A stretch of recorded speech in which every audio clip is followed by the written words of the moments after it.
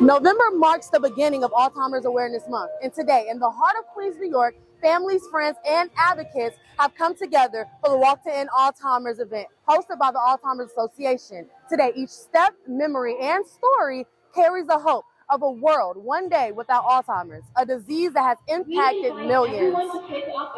I had the opportunity to speak with organizers who not only shared important facts about the Alzheimer's Association, but also opened up about their personal connections to the cause. Their stories highlighted the organization's impact, from funding critical research to providing support for families navigating the challenges of Alzheimer's. Okay. There's 51,000 currently living with disease in Queens, and we're just really here to raise awareness about that and just to help move forward with different treatments and different medications and research efforts, specifically through the Alzheimer's Association. So we raise awareness and we also raise funds, so that those funds that come from the Walk To End Alzheimer's and all of our other support efforts, that goes directly to research in really finding different cures, different treatments for those people living with Alzheimer's. The Alzheimer's Association has so much information on their website, and they also have a 800 number that is available 24/7 every day, holidays included. So if you're having a crisis and you don't know what to do, you can call and get support.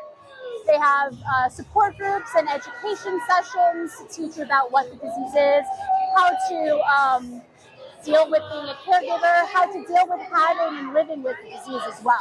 I walk in honor of my grandma Dorothy, who passed away 11 years ago today from early onset Alzheimer's. What do you want people to gather from this event?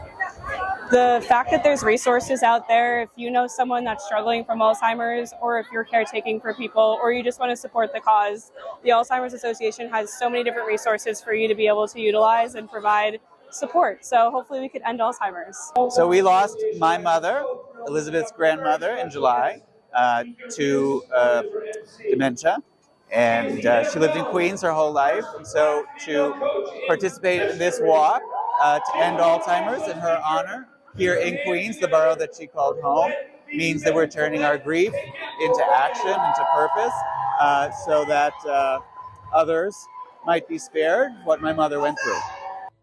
I had the chance to talk with Collette Smith, the event's host and MC. Collette is also known as the NFL's first Black female coach. Collette brought her passion and energy to the day, inspiring attendees with her message of resilience and unity in the fight against Alzheimer's. What motivated me to be a part of today's Alzheimer's Walk to End Alzheimer's is my mom that suffered through dementia for many years. So my father and I were her primary caregivers, and today is a day to start making some more awareness and put an end to this. So my mother motivated me, Joycelyn Smith. The message I would like to share with those affected by Alzheimer's and forms of dementia would be to have patience, to be patient and to realize that it's not about, we have to change how we react to them suffering. So change our ways, whatever they want, yes ma'am, yes, sir, we're here for you. Just love and patience is what they need the most. And self-care as a caregiver. You have to find time for yourself when you're a caregiver to someone with this illness. Look at these flowers. Every flower, every color represents someone that we know.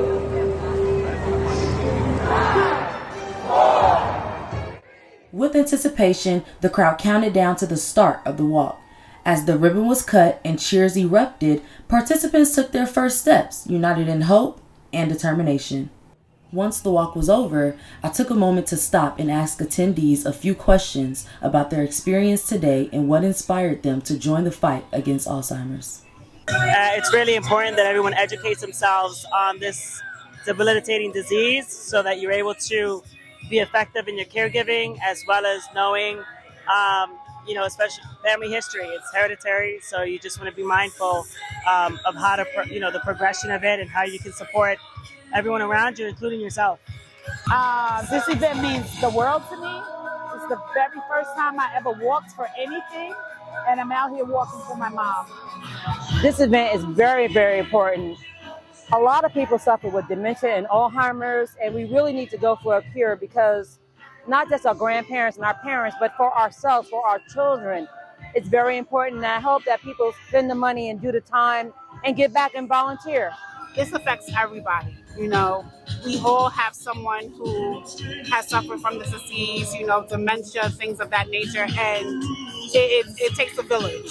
So as a village, we should participate in this kind of event. The support and unity seen here today truly highlights the power of community in the fight against Alzheimer's.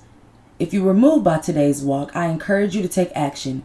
Visit the Alzheimer's Association website to learn more, make a donation, or find out how you can volunteer every November to support the fight against Alzheimer's.